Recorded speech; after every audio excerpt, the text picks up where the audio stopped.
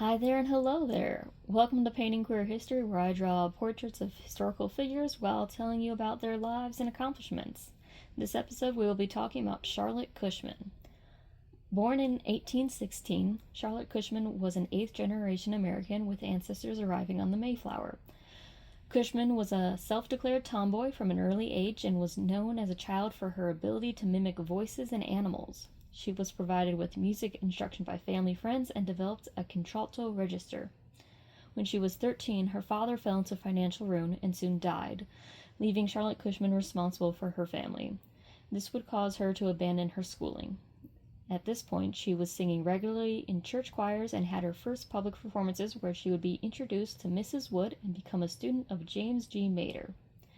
In April 1835, Cushman would have her professional debut in The Marriage of Figaro in the Tremont Theatre as Countess Almovina. Her second role would be Lucy Bertram in Guy Mannering. Cushman followed the company to New Orleans, but her voice soon failed as the strain of being a contralto forced to sing soprano and sometimes poor acoustics became too much. However, the failing of her singing voice would open up new avenues. Cushman quickly pivoted to dramatic stage acting, with her first role being Lady Macbeth in 1835. This would be a role she would return to repeatedly throughout her life. Indeed, she became so well known for it that in 1861 Abe Lincoln told her that he hoped to see her as Lady Macbeth, which she would get the chance to in 1863. In 1838, Charlotte's younger sister, Susan Webb Cushman, would join Charlotte after being abandoned while pregnant. They would become known for performing Romeo and Juliet, with Charlotte as Romeo and Susan as Juliet. So convincing was her Romeo that Queen Victoria could barely believe that she was a woman. Romeo may have been her most well-known male role, and a role that she had even before her sister joined her in London, but she did play male roles quite frequently. She actually competed with male actors such as Edwin Forrest for major male acting roles. Although Forrest was well received in the United States, when he tried to compete with Charlotte Cushman in London, he did not fare well, for the London audience had a great love for Cushman. In particular, theater peers loved how Cushman insisted on using the original scripts for Shakespeare rather than restored or altered versions used at the time, as well as her ability to portray roles with emotion. So beloved and well known in London that sometimes the newspapers would refer to her as, quote, our Charlotte, unquote.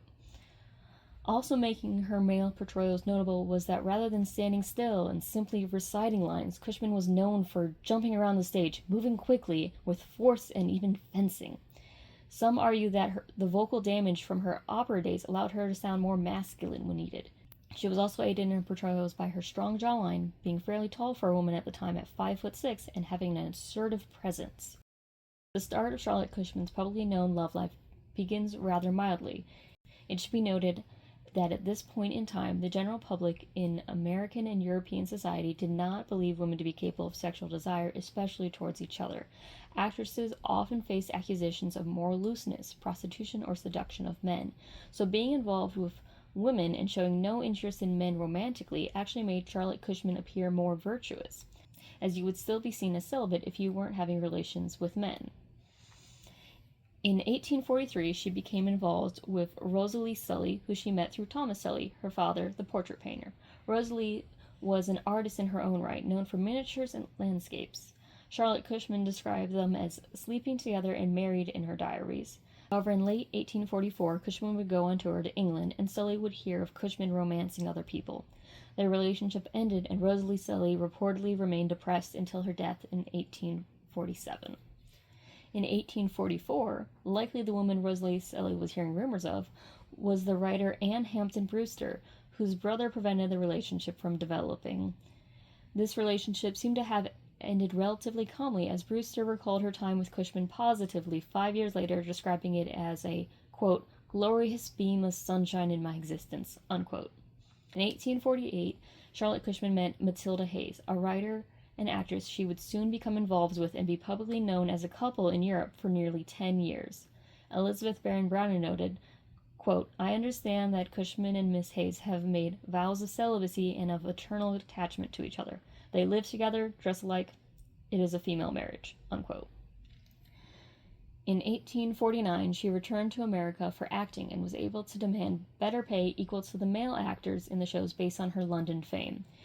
By 1852, she decided to retire from acting and moved to Rome with Hayes. They lived in a community known for expat lesbian artists. Cushman's household included Matilda Hayes, the journalist Grace Greenwood, and the sculptor Harriet Hosmer. This would lead to some issues. In 1854, Matilda Hayes left Cushman to be with Harriet Hosmer, but eventually returned to Cushman. Things were tense between Hayes and Cushman, and by 1857, Hayes had become suspicious of how close Cushman had grown with the sculptor Emma Stebbins, who would later be known for the Angel of the Water statue in New York City.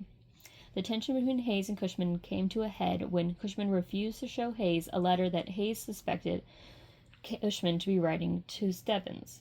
Hayes chased Cushman around their home, and a physical altercation ensued.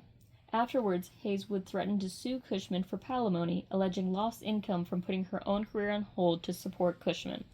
Cushman would give Hayes a small sum to avoid the lawsuit and make her go away. After this, Cushman and Stebbins lived together in Rome and would be together until Cushman's death. Cushman did soon return for a short tour in America where she possibly became briefly involved with the 18-year-old actress Emma Crow, though Cushman claimed to have remained devoted to Stebbins. She did refer to Emma Crow as, quote, my little lover, unquote. While on this tour, Cushman gave a 3-night limited run of Hamlet where she played the title male role before returning to Rome. She also gave performances of Henry VIII where some nights she would play Catherine and other nights she would play Cardinal Wolsey, showing off her range in her 40s. In 1863, her American tour shows had many benefiting the Sanitary Commission, an organization to help wounded soldiers. It was at one of these shows that Lincoln saw her perform.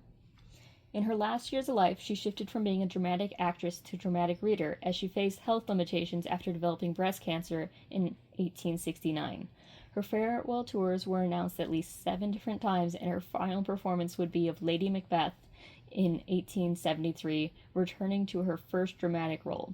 She would die the following year in Boston and would be buried in Mount Auburn Cemetery. She was a theater icon of her era, but shifting views on morality would see her become less well known after her death. Please comment to let me know if you like the portrait, if you have any other fun facts about Charlotte Cushman, or if there's a figure in LGBTQ+ history that you'd like to see me cover next. If you want to see more of this series, then I'd recommend subscribing so you see them as they come out. Best wishes. Bye!